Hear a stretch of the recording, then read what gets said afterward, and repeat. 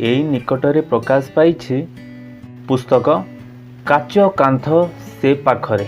Bhubaneswar one फूल प्रकाशनी संस्था पक्षरु प्रकाशित एही पुस्तक खूब चर्चा रे रहिछि। उक्त आलोचित कविता संकलनर प्रारंभ रे कवि अजय कुमार पात्रଙ୍କ कविता रचना पछरे थिबा भावटीकु अति सुंदर भावरे दुईटी वाक्य रे स्पष्ट करिसंती। एही संकलन संपर्क रे निजर मत रखिथि कवि प्रेमानंद खंडुआल। तांको भाषा रे जेउठी स्वप्न रे लागि थाए डेणा, जेउठी शब्द भितरे भरी रही थाए जीवनी शक्ति, जेउठी सुख दुख हाथ छंदा छंदी होई बाट चलिबार रखि थांती भरोसा, सेठी कविता पन्नेई पड़िबा स्वाभाविक होइताए कविर दुआलिया मानस पटरु। एहार प्रमाण कवि श्री पात्र देइछंती ए संकलन थिबा 60टी कविता माध्यमरे। चिन्हा चिन्हा परिवेश ठारू मार पणत पर्यंत कविंको कल्पनार कानभास परिव्याप्त एवं सेथिरे से ईश्वरंक सत्ताकू कलम मुनरे बखाणिछंती।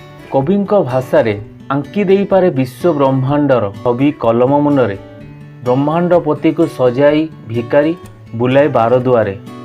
द्वितीय ईश्वर पृष्ठा 34 कविंक लिखनीर सुंदर चित्रकल्प भाव और समयोपयोगी काव्यिक पृष्ठभूमि अति चमत्कार भाव उपस्थापना होइछि। एही सब कवितारे सरल शब्द गंभीर भाव और शैली यह एक भिन्न स्वादर संकलन भाव उपस्थापना करे। नमस्कार, जय जगन्नाथ। मु बापू आपन को स्वागत करछि मोर यूट्यूब चैनल अनंत गोपाल ब्लॉग्स।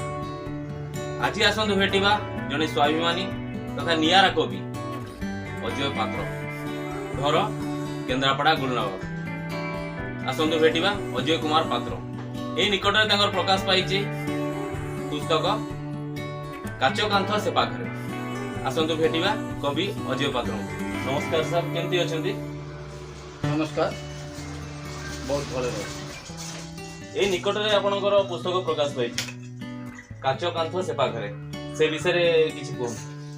मो कवि जीवन प्रथम सफलता लेखालेखी दीर्घ 22 वर्ष सन्यास नेबा परे मु आसिली आम गाँ साहित्य परिषद संस्पर्श रे। तार सभापति संजय कुमार मल्लिक एवं मोर सहकर्मी रंजन भाई मते हाथ धरी उठे नेले आम गाँ साहित्य परिषद को। आईटी मते दायित्व देले आम गाँ साहित्य परिषद कोषाध्यक्ष भाव में। से दिन दीर्घ 22 वर्ष पर पुणी थे आरंभ है मो कवि जीवन जीवन यात्रा। आउ लेखि चलि कविता पर कविता। आज ए पर्यंत केतेटा कविता आपन लिखिले? ए पर्यंत प्राय मोर 1200 कविता मो पाखरे वर्तमान पर्यंत अछि, किंतु ता भितर बाछि बाछि 60टी कविता रे मु मोर प्रथम संकलन काचकांत से पाखरे प्रकाश करछि। आशा करछि ए काचकांत से पाखरे पाठक मानक मन को निश्चित किणिब। प्रथम पुस्तक प्रकाशित होला परे केते उत्साहित अछन?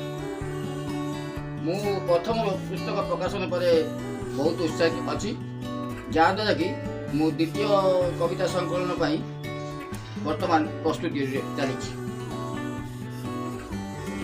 जहाँ भगवान करंतु गोटे पर गोटे आपण पहाड़ी चढ़ी चलंतु।